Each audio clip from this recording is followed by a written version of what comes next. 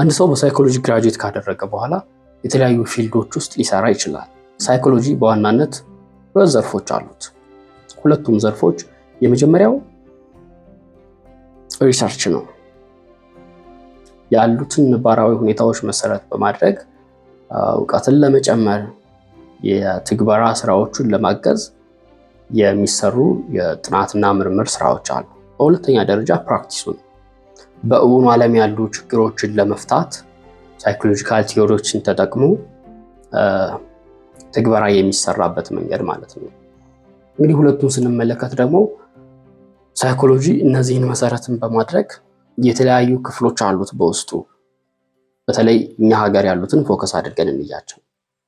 አንድ ሰው ስፔሻላይዝ አድርጎ ሊሰራባቸው ይችላሉ የሚሉ የተወሰኑ ትምህርቶችን ልንገራችሁ። የመጀመሪያው ክሊኒካል ሳይኮሎጂ ነው።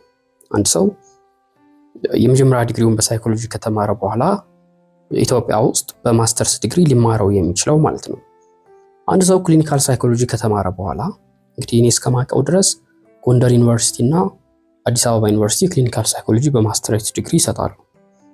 ይህም አንድ የሳይኮሎጂ ክፍል ሆኖ አብኖርማል የሆኑ ባህሪዎችን፣ የአእምሮ እክሎችን እንዲሁም ሳይካትሪክ ዲስኦርደሮችን አሰስ የማድረግና ለነዛ ሕክምና የምንሰጥበት አንዱ የትምህርት ዘርፍ ነው ማለት ነው።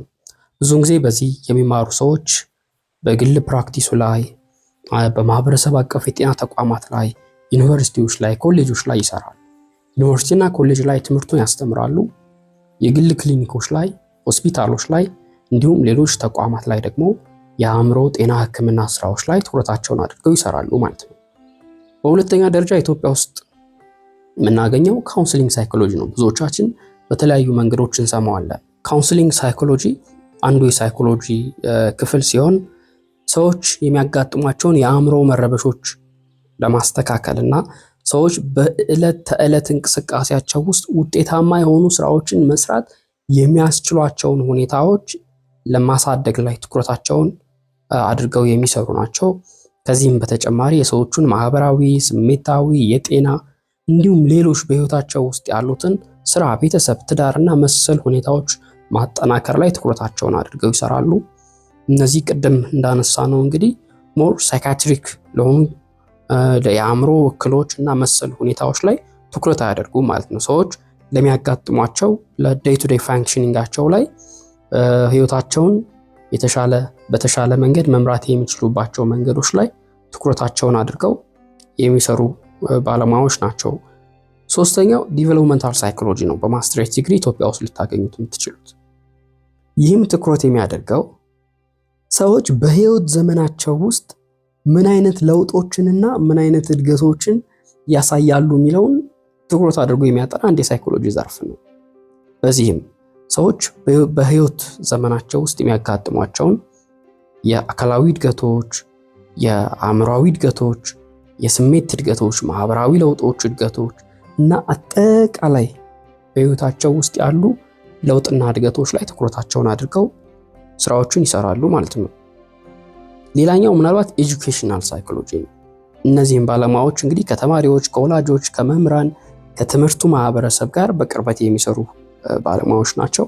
እነዚህም ባለሙያዎች ከሚያጠኗቸው ወይም ትኩረት ከሚያደርጉባቸው ሁኔታዎች መካከልም የተለያዩ ሁኔታዎች እንዴት አንድን ግለሰብ ተማሪን ተጽዕኖ ሊያደርሱበት ይችላሉ የሚለው ላይ ትኩረታቸውን ያደርጋሉ።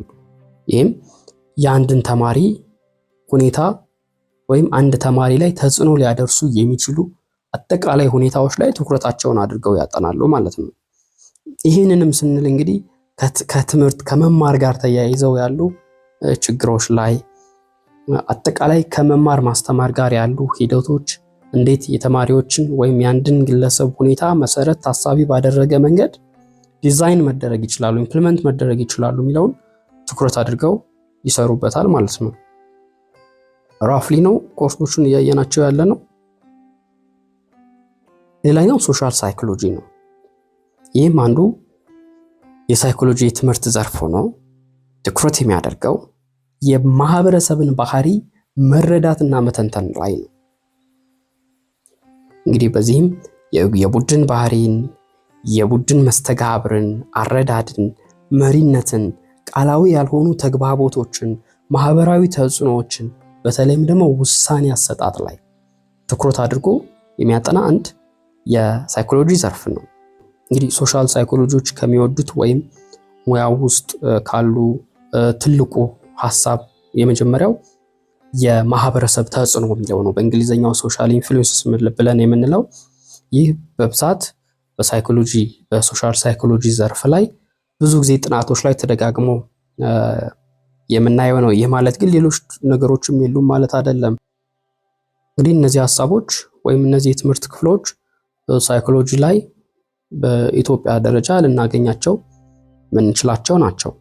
ቤተሰቦቼ እንድትወስዷቸው የምፈልጋቸው ሀሳቦች አሉ። እንግዲህ ሳይኮሎጂ በየጊዜው ሊያድግ የሚችል ፊልድ ነው ወይም ሊያድግ የሚችል አንድ ሳይንሳዊ የጥናት መስክ ነው። ወደፊት ምናልባት ሌሎች የትምህርት ዘርፎችም ሊፈጠሩበት ይችላሉ።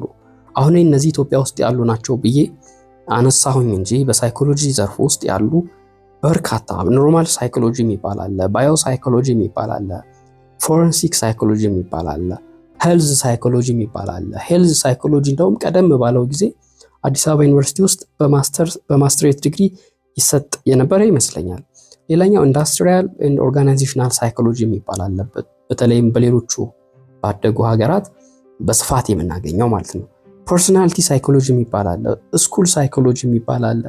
እንደውም ስኩል ሳይኮሎጂ አንዳንድ ዩኒቨርሲቲዎች ከዚህ ቀደም በዲግሪ ደረጃም ሊሰጡ እንደነበረ አውቃለሁ። ሌላው ደግሞ ስፖርት ላይ ፎከስ የሚያደርግ ስፖርት ሳይኮሎጂ የመሳሰሉት አሁን እኔ ፎከስ አድርጌ ያወራኋቸው ኢትዮጵያ ውስጥ በማስተርስ ዲግሪ የምናገኛቸውን ነው እንጂ ሌሎችም በርካታ ዲግሪዎችን ከኢትዮጵያ ወጣ ስንል ደግሞ ልናገኛቸውና ልንማራቸው እንችላለን ማለት ነው። አንድ ሰው ሳይኮሎጂ ስለተማረ ፈላስፋ አይሆንም። አንድ ሰው ሳይኮሎጂ ስለተማረ ተነጫናጭ፣ ሌሎችን ዝቅ አድርጎ ማየት፣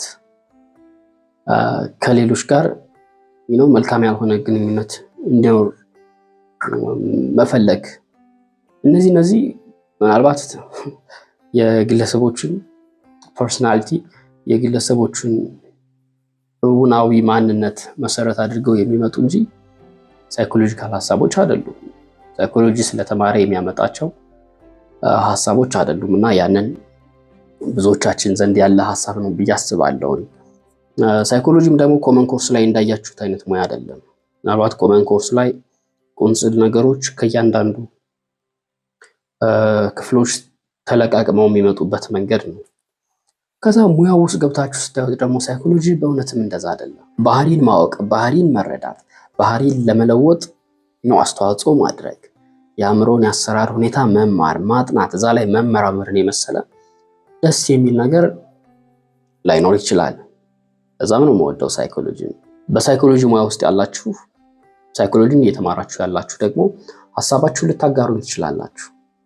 ቸር ሰንብቱ።